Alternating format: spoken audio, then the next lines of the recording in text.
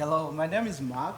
I'm Harshita. And I'm Carter. And we are Everlasting Technology. So it all started in Zimbabwe. When I was living in the rural areas, we were using firewood as the main source of cooking energy. So sometimes I experienced the challenges brought by going in the bushes looking for firewood, how sometimes it was time-consuming, how sometimes it was energy-consuming, or even painful. But at the end of the day, despite the daily struggles, we always cooked good food. To mention a few, time flight, the Zimbabwean government installed electricity in our community, so my family, just like any other family, rushed to buy an electric stove. But guess what? We were only receiving electricity for 2 to 4 hours, so that wasn't viable. So we then started using propane gas as a main source of cooking energy. But the nearest propane filling center was around 20 miles away from my house, and also currently in Zimbabwe, there are shortages of propane gas, and because of the high demand, the prices are going up and there are queues. So the other viable option was going back to firewood. But the deforestation rate happening in Zimbabwe is happening at a very high, alarming rate. So this is just one in many. Over 500 million people in sub-Saharan Africa, they still have no access to electricity. Most of the current off-grid energy solutions in the market are very expensive to these affected communities. So the main problem here is not lack of consumer expenditure, but the main problem is lack or absence of business models and technologies which make affordable and accessible cooking energy solutions. Enter Everlasting Technologies. We are a limited liability corp registered in Harare, Zimbabwe, with plans of registering a B Corp affiliate here in the US. Our mission is to spread clean, affordable, reliable electric cooking solutions to the world. Like Max said, over 2.4 billion people worldwide and over 500 million people in sub-Saharan Africa don't have access to electricity or fuel lines, instead relying on inefficient cook stoves powered by propane, firewood, charcoal, and dung. This is a global issue and annually costs the world over $2.4 trillion. So after experiencing the problem, I was a high school senior. I was like, let me start finding a solution to solve this problem. So I started working on a household biogas system, which would allow people to use any organic waste, and they would generate cooking gas from that organic waste. I made a prototype of the system, started pitching it, received funding from SNV organization, and we made the product, created a pilot phase, and deployed the product in the community. But things didn't go well as planned. Most of the people who were using the biogas system the gas being produced was not meeting the cooking requirements. So one of the problems was because the bacteria was dying at night. So in Zimbabwe, due to climate change, temperatures are now getting very low at night and very high during the day. So at night, the bacteria was being killed, leading to less gas production. And also some of the people were like, Meg, we like the system, but my family doesn't produce any food waste as remains, so we don't have anything to input in the system. So I was now at Colgate, met fantastic people as a team. We started working on a new solution, consulted different professors in the physics department, reached out to different Colgate alumni, and we are now introducing a new solution, the EcoStove and the solar cooking as a service model. So our solar model follows that of many software as a service companies. In this instance, our solar cooking as a service, or SCAS, comes with an EcoStove, electric power pack, battery pack, which can fuel the stove for up to 8 hours, and solar cooking array, which is rated to last over 20 years. It is self-contained, easy to use, and comes with a lighting system and power outlets, which can charge and power small devices and appliances. This stove can be used in almost any environment and can cook food quicker and more evenly than traditional biomass methods. Now, the average salary in Zimbabwe is only $5,000 a year, so it's very important to us that we keep this affordable to our consumers.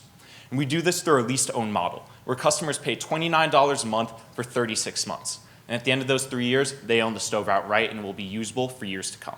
This is already cheaper than propane there, which costs anywhere from $35 to $100 a month. Right now, we are finishing the testing phase, and once we do that and finalize our producers, we plan on running a pilot phase with around 350 units. So if it was 10 years ago, this product was not going to be very economically feasible. But it has been made feasible because in the past few years, the prices of solar panels have been going very low, and also because of the introduction and advancement of induction technology. So our system uses induction technology to heat the cooking top.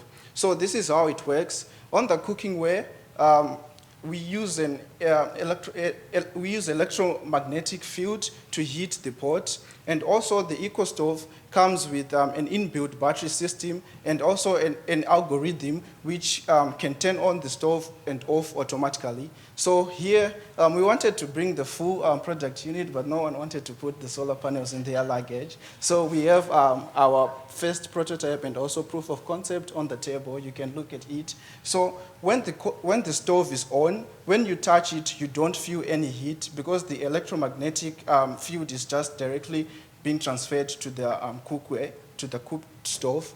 And also that makes the stove 60% more efficient than any other stoves on the current market. And also the stove comes with modular components, hence it's easy to assemble. Yeah, so in addition to our product, we're also looking to establish infrastructure in rural communities. And one effective strategy that has been used by companies like Mobility for Africa are facilities called agent centers.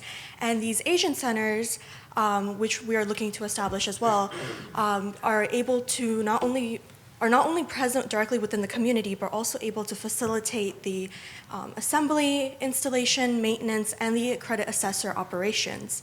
The credit assessors will be from the community, so they'll be able to verify the trustworthiness of the customer, as well as collect the monthly payments. Looking at financials, our cost of production per unit is $510. And based on this and our market analysis, we plan on deploying around 5,000 units by the end of our second year, generating $1 million in revenue and mitigating over 50 tons of CO2. Our key performance indicators here are customer attrition, cost of customers, and customer lifetime value. Our target market here are low-income consumers in rural areas.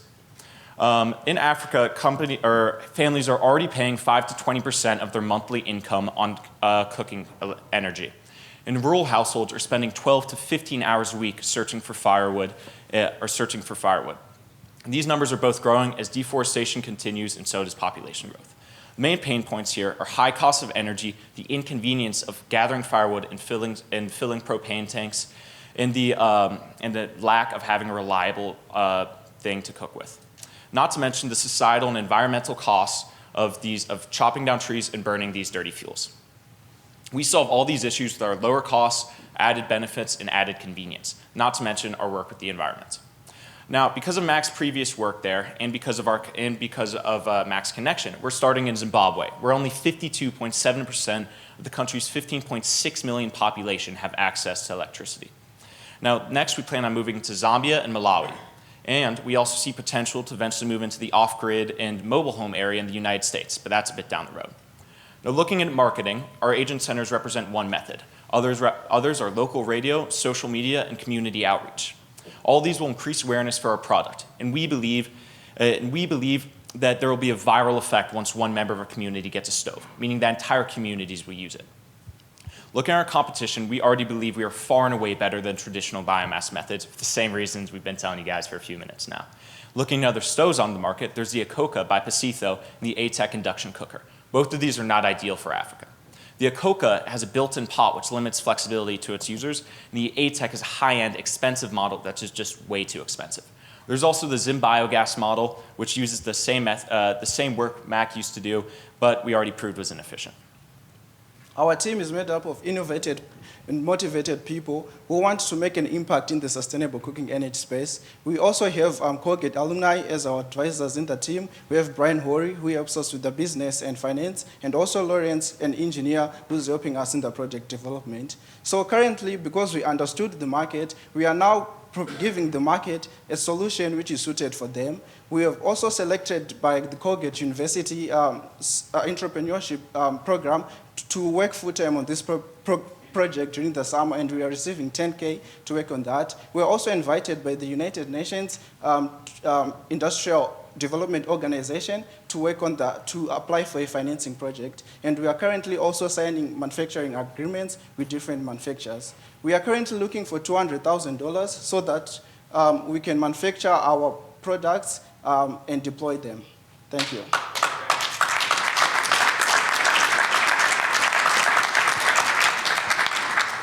we have 10 minutes for Q&A with the judges.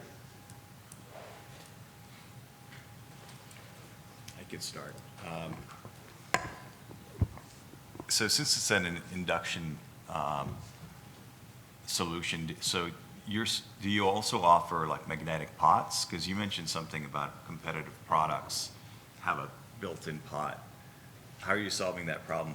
Will it come with a different pot? Because I don't think they can use their existing ones, right? Yeah, actually, so a lot of the existing cookware they already have should be usable with the stove, because it doesn't necessarily need to be a magnetic pot. It's just any kind of metallic surface in general, and all that will work with an induction cooker.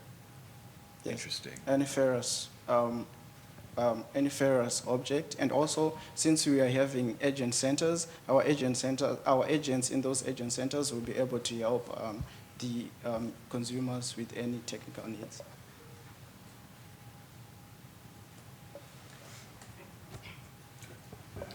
My question is, if 52% of the population doesn't have electricity, why hasn't anybody thought of this before?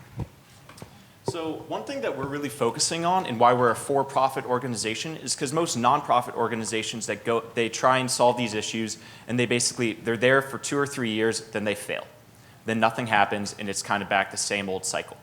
And so, and also this 52%, it's not including members like Mac, when he had electricity, it was only for 2 to 4 hours a day. So it really just isn't an ideal situation. And these are things that other people are trying to work on with stoves, but a lot of companies aren't focused on cooking energy. They're focused on more general areas, but those options are also very expensive. And also coming from a developing country, with the current technology, people tend to forget everyone in the last mile, because people think like, oh, these consumers, they can't afford, they can't buy. They don't focus on making products which can be accessible to those people.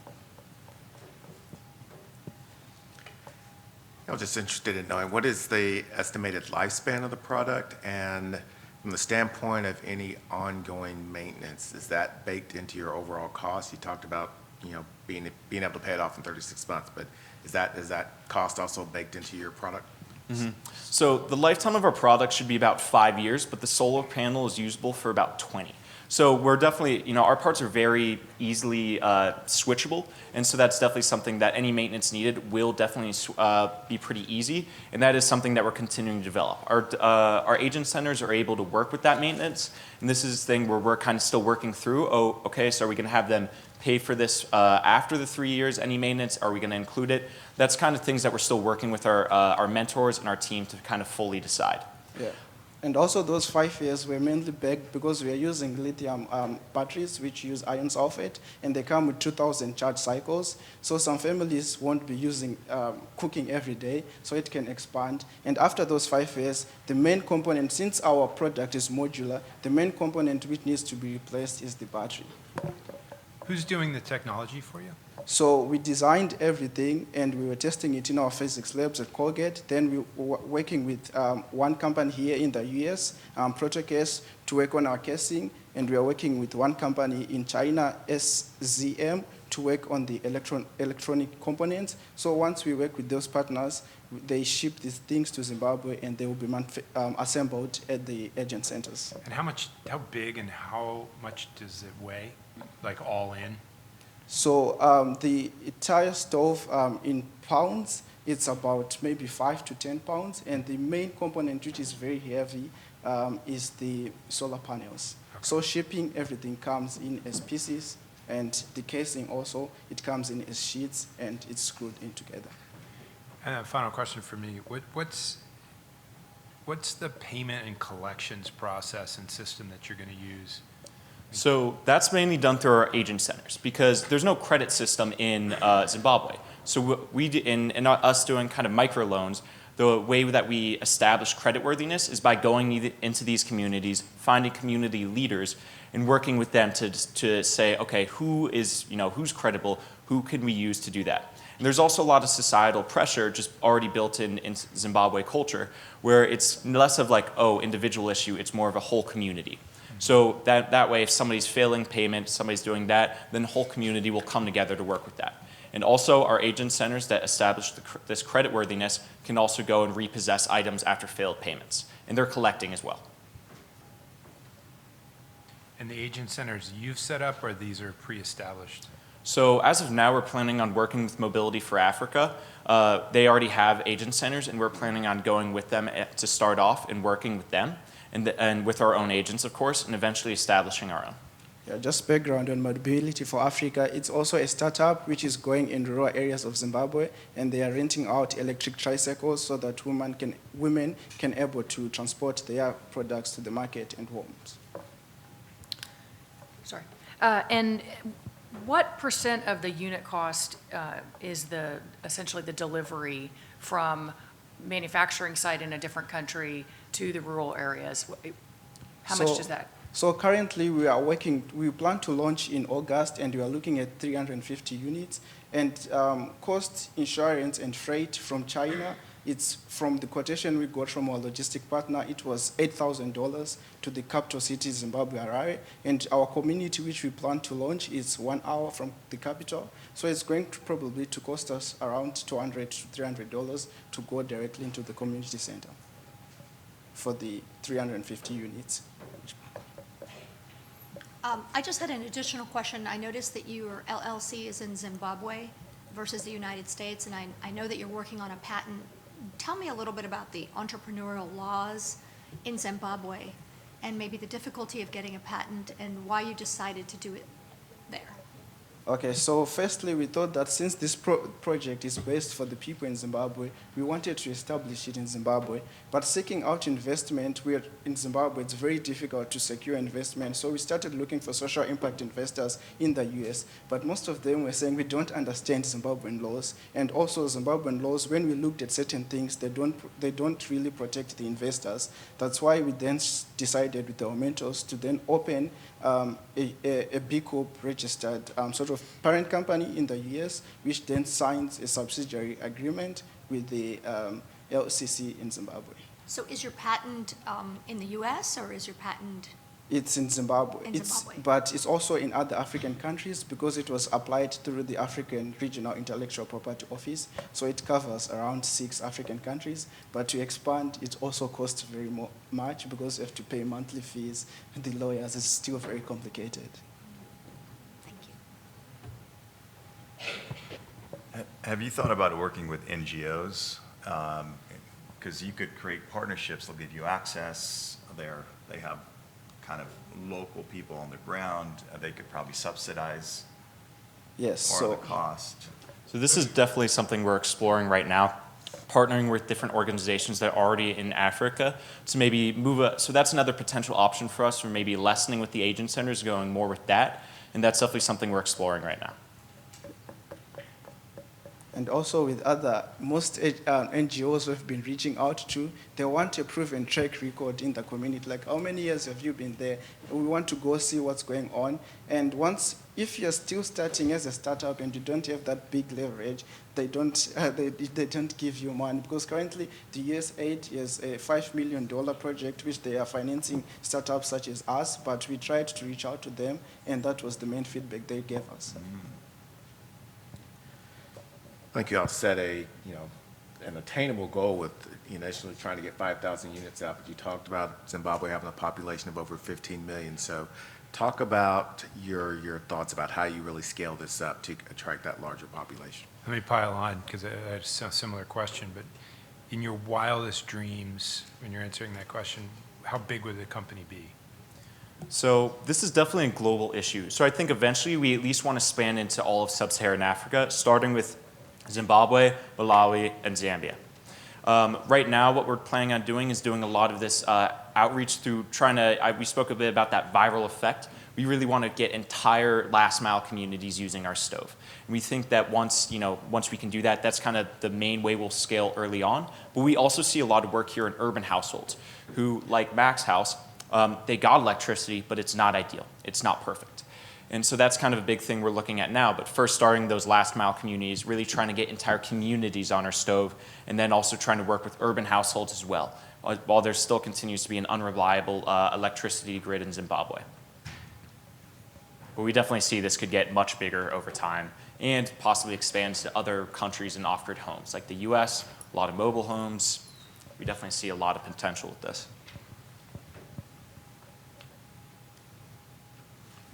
Just last comment, I think it's a good idea also to start talking to disaster relief organizations.